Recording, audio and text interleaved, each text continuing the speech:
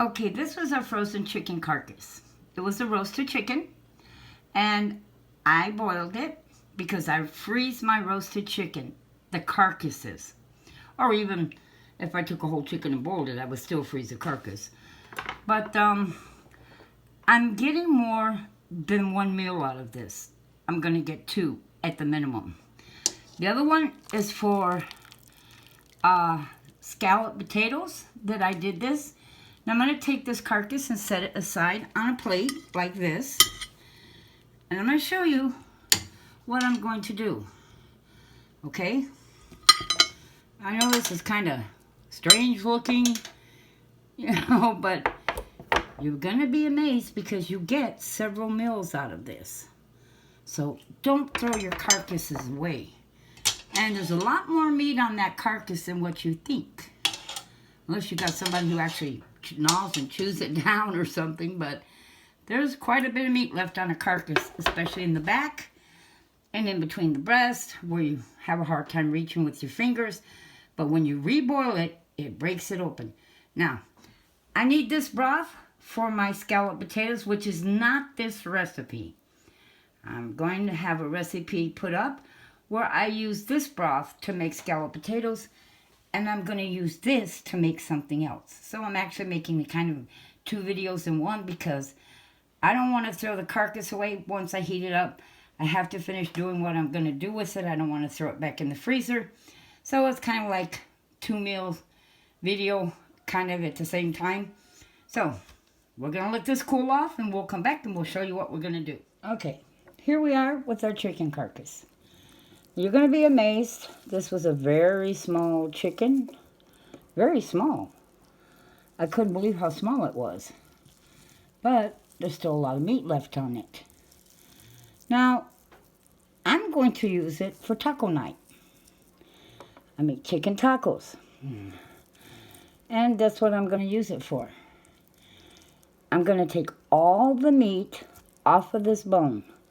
You see how the bone just comes apart and you can get between all the cracks and crevices? Now, I'm not going to use the skin. But if you're not into tacos and it's not what you like, you can very well make chicken soup. Roasted chicken noodle soup. Delicious. Absolutely delicious. All you would do is after you boil the chicken, the carcass, all you would do is cool this off like I let it do. I just cooled it off. And then you pull all the meat off the bone. You can put it right back in the pot. Bring the fire back up on it. Bring it back to a simmer. You see, this is even the back. And you just add your noodles and carrots. And you have a wonderful chicken soup from a chicken carcass. Never, ever throw your carcasses away. If you don't have enough meat and your intention is to do like me, well, that's just a bone. If your intention is like me and you want meat and you're like, oh, well, I got a family that just picks at bones, well, put it away, freeze it anyhow, because you'll still have some kind of meat on it. You see how much is left over on that chicken? Wonderful for chicken night or taco night. This will make wonderful tacos. And this was a chicken that we got that was just sickly looking. My son and his wife brought it over. They said, well, we don't want you to have to cook, so we brought a chicken to you because I make my own roasted chicken. And this chicken was sickly looking. My son says, Mom, now I know why you always roast your own chickens and you don't buy them. It wasn't worth it. So, you see the amount of meat off of that? And I know some of you are thinking, oh, that would never happen. We wouldn't have that much left over. There is. There's a lot, unless, like I said, you have a family that just sits and pulls the bone apart and chews at them or something. But there's always a lot of meat left over on a chicken carcass. We just can't seem to get our fingers down between everything to get in between the bones to get it off. And you don't realize you're getting rid of a lot of meat if you don't save it. So I would suggest you freeze your chicken carcasses. Like I said, if you don't get enough from one carcass for tacos, you surely will get enough with 2 or 3. And you can get lots of chicken noodle soup. All you got to do is boil your carcass. Now, I would take the skin off of it because sometimes the skin is kind of burnt on some of those. Unless you roast your own chicken at home, then you won't have a problem. Otherwise, the broth will come out kind of dark. But otherwise, you can make chicken noodle soup, chop it up, the chicken in smaller pieces, throw it in the pot, add noodles and carrots. And you have chicken noodle soup left over from the carcass. And if you're what I call we have a real bad situation, you won't care if you don't have carrots or something's missing. You will have a cup of broth with just the pure chicken. So it's all about using what you have, recycling it. Don't get rid of it. Put it away. Make something else out of it. Because if things go really bad, you're going to need every idea and every piece of information you can get. And you're going to need all food you can get. And as I've said before, if you're not prepping and putting away, you should. You never know. The company you work for could close and you could go in and not have a job. An illness or sickness can put you out of work for a week or 2 and you wouldn't be able to buy groceries. So I always say be prepared, stock, and be prepared. If you think something terrible is going to happen, but everybody else around you thinks you're just being silly, don't worry about it, because remember this. If you are wrong and you've made a mistake, you can always eat your mistake. But if they are wrong, they will have nothing to eat.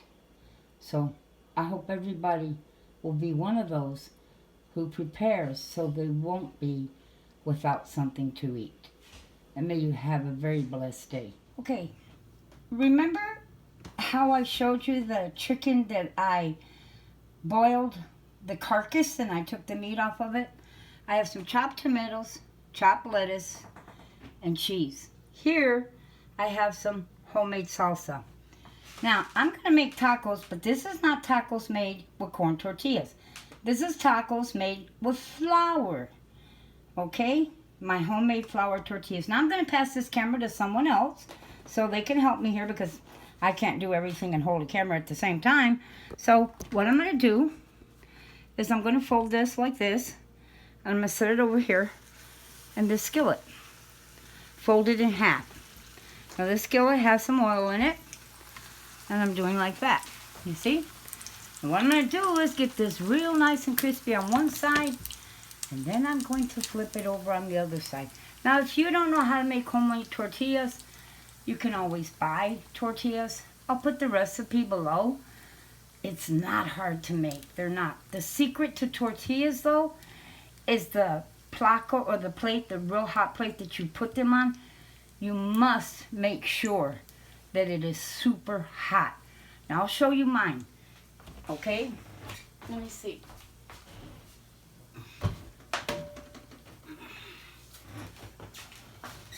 This is mine. It has a handle, okay? The secret to the tortillas is make sure this is really, really hot, okay? Cool, if it's too cool, what you end up with is a style more like a cracker. Crunchy, crispy, and dried out. Okay, see how I flipped that? You see how that's nice and brown on that side? I store tortillas in the freezer. I freeze my tortillas, my corn tortillas, but most people know how to make tacos from corn tortillas. But I found a lot of people who don't know how to do this, and I just wanted to give, you know, like I said, more information, more ideas out there, because if you're in a pinch and you can't get your hands on corn tortillas, you can make your own flour tortillas and still enjoy your taco night. Now, this I'm going to take up and hopefully not make a mess all over my stove. But let me double check and make sure they're brown on this side. Give them a little bit longer. That one I turned second. So this one is probably ready. Yep, it's crispy enough.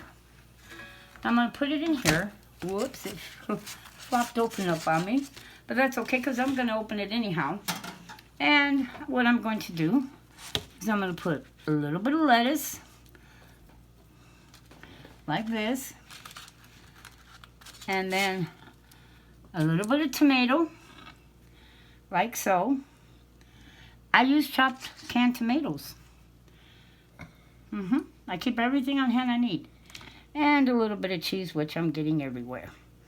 And that's it. That is your nice taco. See that?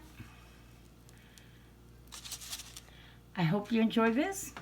Hope you'll try it. It's absolutely delicious. I'll serve some sour cream in this and my salsa that I showed you. And as always, keep stocking, keep storing, keep prepping, and have a very blessed day.